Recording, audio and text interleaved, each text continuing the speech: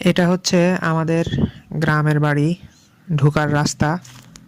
এখানে আমরা 4 জন কাজিন মিলে একটা সমন্বিত প্রকল্প শুরু করতে যাচ্ছি, সমন্বিত কৃষি প্রকল্প।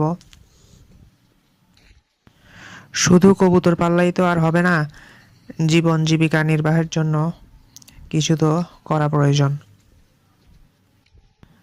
যাই হোক, এখানে আমরা গরু, ছাগল, হাঁস, মুরগি, কবুতর, মাছ চাষ, সাথে কিছু ফল ফসল করব, যেমন মৌসুমী শাকসবজি,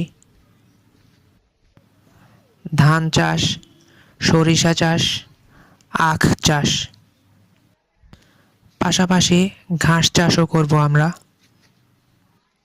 প্রথমেই যে ঘরটা দেখতে পাচ্ছেন, এখানে আমরা হাঁস পালবো।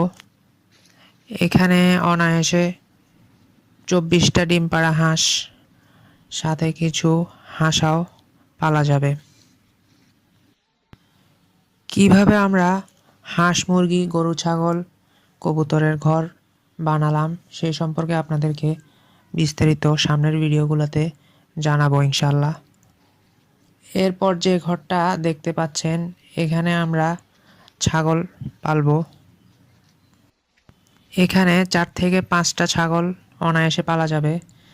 এদের বাচ্চা রাখার জন্য পাশে আরেকটা ছোট ঘর করব। খুব বেশি ছাগল আমরা এখানে পালবো না। এর পাশে যে ঘরটা দেখতে পাচ্ছেন, এটা হচ্ছে আমাদের গরুর ঘর। এখানে আমরা 2টা দেশি গাভী গরু পালবো।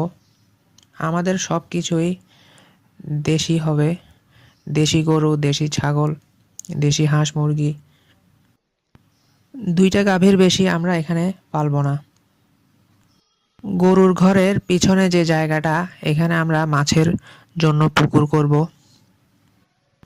পুকুরের পিছনে আমরা চাষবাসের জন্য কিছু জমি রাখবো। এরপরে হচ্ছে আমাদের মুরগির ঘর। মুরগির ঘরের পাশে হচ্ছে আমাদের কবুতরের ঘর। তবে এই কবুতরের ঘরে কিন্তু আমরা দেশি কবুতর পালবো। হাই ফ্লায়ার কবুতরের জন্য আমরা আলাদা শেড করব। এখানে আমরা 20 জোড়া দেশি কবুতর পালবো।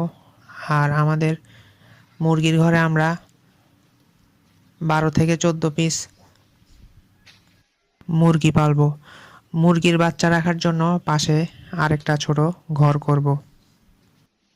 কৃষির বিভিন্ন সেক্টরে আমরা মোটামুটি প্রশিক্ষণ নিয়েছি। ইনশাল্লাহ আমাদের খামারের আপডেট আমরা এই চ্যানেলে দিয়ে দিব। সবাই আমাদের সাথেই থাকবেন। আসসালামু আলাইকুম ওয়া রাহমাতুল্লাহ।